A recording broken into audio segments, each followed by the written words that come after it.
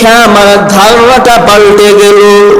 নিষ্পাপ নবী, মাসুম নবী, তিনি এভাবে কেন হাতগুলো গোটানে আবার ছেড়ে দেন, পাগুলো গোটানে আবার ছেড়ে দেন? কারণটা কি?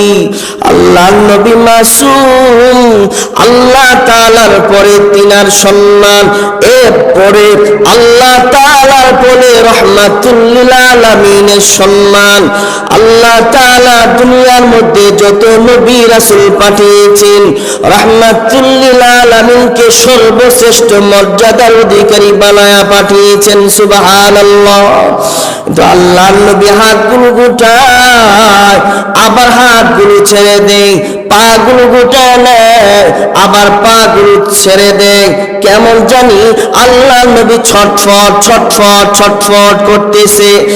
আম্মা আয়েশা সিদ্দিকা রাদিয়াল্লাহু তাআলা আনহা, তিনি এই অবস্থা দেখা আল্লাহর নবীর শরীর মুবারক থেকে চাদর মুবারকটা সরাইলেন। সরায়া দেখে আম্মা আয়েশা বলেন, পৃথিবীর মানুষেরা রে, আমি যখন রাহমাতুল লিল আলামিনের শরীর মুবারক থেকে কাপড় মুবারকটা সরাইলাম, আমি তাকে দেখি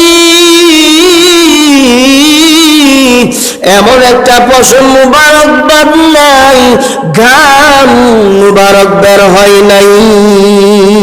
সুবহানাল্লাহ।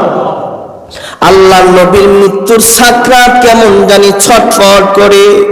হঠাৎ কইরা রাহমাতুল লিল আলামিনের দরজার মধ্যে আসসালাতু ওয়াসসালামু আলাইকা ইয়া রাসূলুল্লাহ, আসসালাতু ওয়াসসালামু আলাইকা ইয়া হাবিবাল্লাহ, কে জানি সালাম দেয় আর বলে, নবী গো, অনুমতি আসেনি, অনুমতি থাকলে ভিতরে প্রবেশ করব। সুবহানাল্লাহ।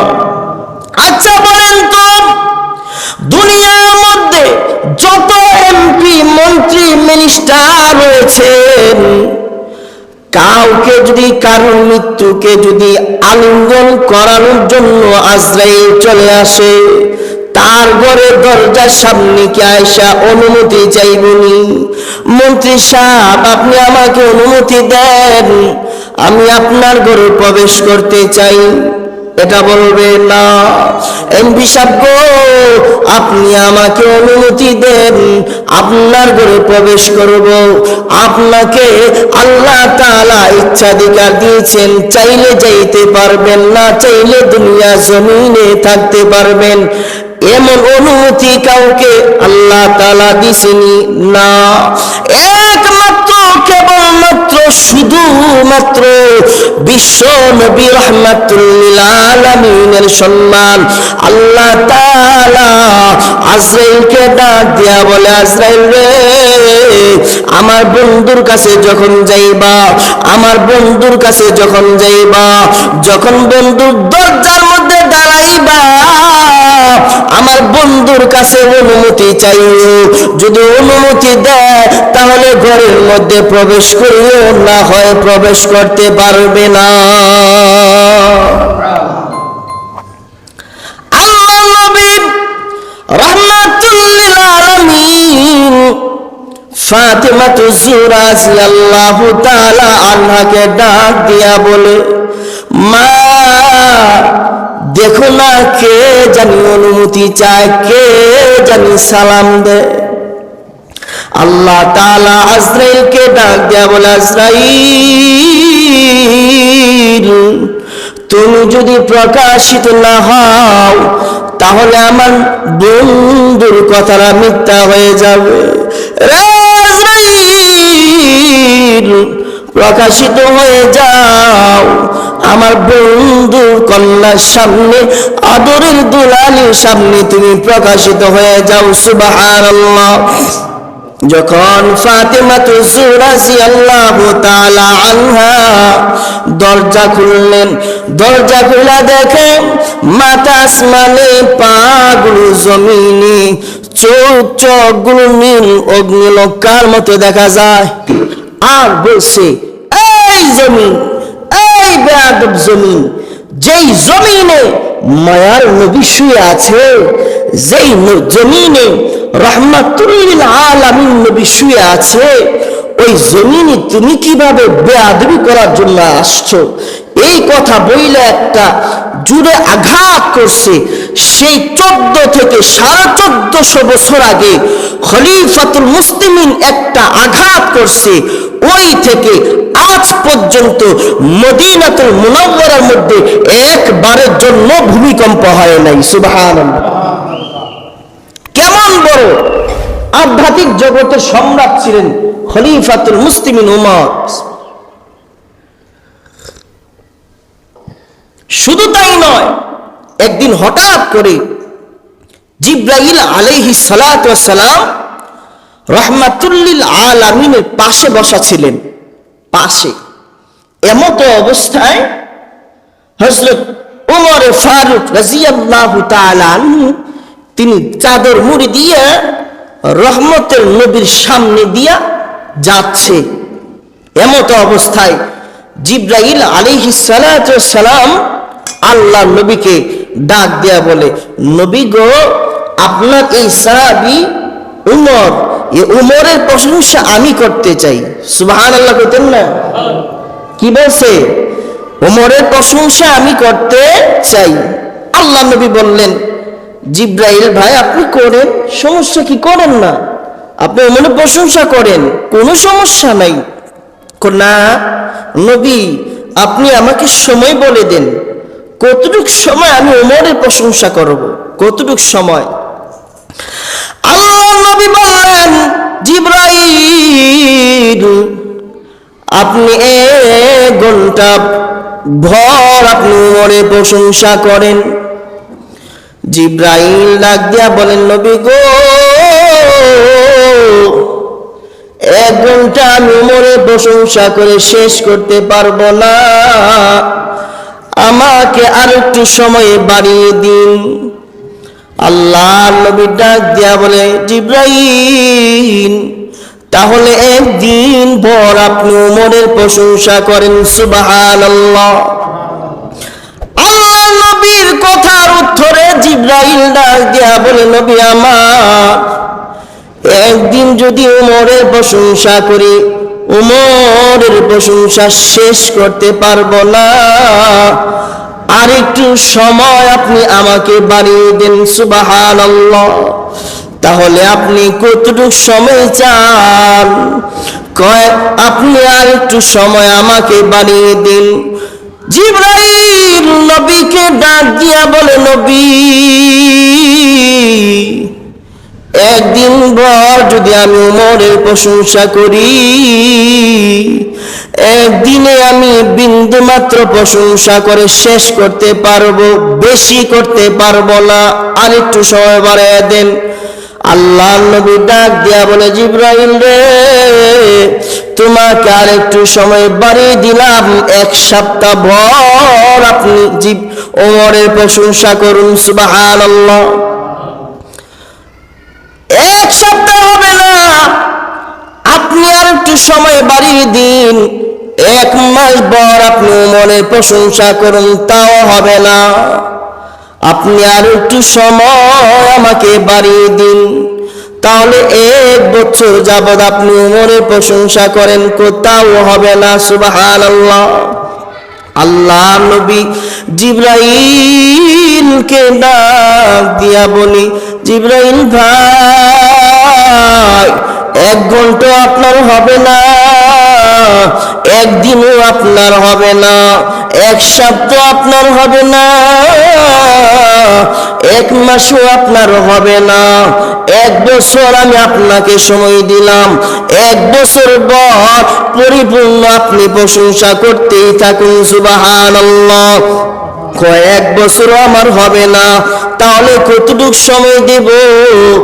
নূহ আলাইহিস সালাতু ওয়াস সালাম যে 9 থেকে 950 বছর ইসলামে দাওয়াত দিয়েছিলেন, এই সময়টা যদি আমাকে দেওয়া হয়, তাহলে আমি ওমরের প্রশংসা করে শেষ করতে পারতাম। সুবহানাল্লাহ। উমর কত বড় সাহাবী! এই উমর বলতেছে, আহারে কোন দিন জানি মৃত্যু চলে আসে, কোন দিন জানি আজরাইল আমার সামনে চলে আসে। আরে কোন দিন জানি মসজিদ মাইকে এলান হয়ে যায়, খলিফাতুল মুসলিমিন উমর আর নাই। উমর, কোন দিন জানি তোমাকে সাদা কাফনের ভিতরে প্যাকেট করে ফেলে। আহারে কোন দিন জানি তোমাকে সাদা কাফনের প্যাকেট কইরা লা ইলাহা ইল্লাল্লাহ বলতে বলতে কবরে নামাই দিয়ে আসে। খলিফা, হাসরের ময়দানে খলিফা এই পরিচয় দেওয়া যাবে না, এই পরিচয় দেওয়া যাবে না। উমর, তুমি দুনিয়ায় থাকাকালীন অবস্থায় তোমার আখিরাতের পুঁজি তুমি একদম নিজের সংগ্রহ করে যেও, যাতে করে হাসরের ময়দানে তোমাকে এই নেকের জন্য আটকাইতে না হয়। এই হচ্ছে সাহাবীদের অবস্থা। মৃত্যু আমাকে আলিঙ্গন করতেই হবে। আমি যদি নাও চাই, এরপরও মৃত্যুকে আমাকে কি আলিঙ্গন করতেই হবে। মৃত্যু ছাড়া কোনো উপায় নাই। পৃথিবীর মধ্যে আপনি মুসলমান বলেন, হিন্দু বলেন, বৌদ্ধ বলেন, নাসারা বলেন, খ্রিস্টান বলেন, আস্তিক বলেন আর নাস্তিক বলেন, পৃথিবীর সমস্ত ধর্ম অবলম্বীরা দুইটা বিষয়ে একমত। কয় বিষয়ে? দুই বিষয়ে একমত। এক নাম্বার, পৃথিবীর সমস্ত জাতির মানুষেরা এক নাম্বার, তারা শান্তি চায়। কি চায়? শান্তি চায়। আমি শান্তি চাই না, মুসলমান শান্তি চায়, খ্রিস্টান শান্তি চায়, হিন্দু শান্তি চায়, বৌদ্ধ শান্তি চায়, ইহুদি শান্তি চায়, নাসারা শান্তি চায়, আস্তিকও শান্তি চায়, নাস্তিকও শান্তি চায়। তার মানে পৃথিবীর মধ্যে যত ধর্ম অবলম্বীরা আছে সকলেই শান্তি চায়। দুই নাম্বার, সকলেই একমত মৃত্যুবরণ করতে হবে। মৃত্যু থেকে কেউ বাঁচতে পারবে না, মৃত্যু থেকে কি কেউ বাঁচতে পারবে না। এমন কি যার উসিলায় আল্লাহ তাআলা আসমান, জমিন, গ্রহ, নক্ষত্র, চন্দ্র, সূর্য, আমাকে আপনাকে বানিয়েছেন, 7 আসমান বানিয়েছেন, 7 জমিন বানিয়েছেন, চন্দ্রকে আল্লাহ তাআলা রাত্রিবেলায় এই যে চন্দ্রের সাথে তারকারাজিগুলো মিটি মিটি হাসে, এই তারকাগুলো হাসায়, চন্দ্রটাকে হাসায়। দিনের বেলা সূর্য উদিত করে একমাত্র কেবলমাত্র রহমাতুল্লিল আলামিন, সাইয়্যিদুল মুরসালিন, সাইয়্যিদুস সাকলাইন, ইমামুল মুরসালিন, শফিয়ে আজম, রাসূল আকরাম, রহমতে আলম, নবিউল আরব ওয়াল আজম, হাবিবে কিবরিয়া, আশরাফুল আম্বিয়া, সাইয়্যিদুল আম্বিয়া, সাকি কাউসার, আফতাবে নবুয়ত, ফখরে মওজুদাত, সাইয়্যিদুল মখলুকাত, জনাব হযরত মুহাম্মদুর রাসূলুল্লাহ সাল্লাল্লাহু আলাইহি ওয়াসাল্লামের উসিলায় এই সমস্ত কিছুকে আল্লাহ তাআলা সাজিয়েছেন। তিনারও কিন্তু মৃত্যুকে আলিঙ্গন করতেই হয়েছে। সুবহানাল্লাহ, তিনারও কিন্তু মৃত্যু হয়েছে। আল্লাহ নবী মরেন নাই, আল্লাহ নবী হায়াতুন নবী, মৃত্যুবরণ করার পরেও জীবিত, মৃত্যুবরণ করার পরেও কি জীবিত, হায়াতুন নবী, আল্লাহ নবী রওজা থারে রহমতের নবী জীবিত, জিন্দা অবস্থায় আছেন। সুবহানাল্লাহ বলেন না? আল্লাহ নবী রহমাতুল লিল আলামিন প্রায় কিছুদিন যাবত সুস্থ ছিলেন। কিতাবের মধ্যে পাওয়া যায় আল্লাহর নবী 14 থেকে 15 দিন যাবত জ্বরে আক্রান্ত ছিলেন। জ্বর, আল্লাহর নবী মাথার মধ্যে পট্টি দেন। আম্মা জানা আয়েশা সিদ্দিকা রাদিয়াল্লাহু তাআলা আনহা, তিনি আল্লাহ নবী রহমাতুল লিল আলামিনকে জ্বর ওঠার কারণে মাথার মধ্যে পানির পট্টি দেয়। আমরা জ্বর উঠলে পট্টি দেই না, এরকম ভাবে আম্মা জানা আয়েশা সিদ্দিকা রাদিয়াল্লাহু তাআলা আনহা পট্টি দেয় আল্লাহ নবীর কপাল মুবারকের উপর। সুবহানাল্লাহ। এমত অবস্থায় রাহমাতুল লিল আলামিনকে চাদর মুড়ি দিয়ে শুয়ে রাখা হয়েছিল। আল্লাহর নবী শুয়ে আছে, কিন্তু আল্লাহর নবীর উপরে চাদর দেওয়া, একটা চাদর আবৃত করে রাখা হয়েছিল রাহমাতুল লিল আলামিন নবীকে।